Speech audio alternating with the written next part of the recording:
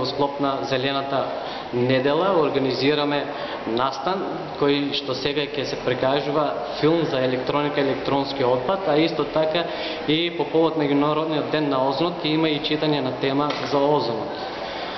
Сакаме со тоа, значи, да придонесеме, да ја анимираме, а јавностот и треба да го штитиме нашата озонска обвивка, а исто така сакаме да придонесеме, бидејќи има нов закон донесен за електронски отпад, да ги запознаеме граѓаните и започнуваме од најмладата популација и ќе следуваат серија на активности каде ќе ги анимираме сите да знаат што носи тој закон, бидејќи неговата имплементација почна од 2013 година. Ме интересира,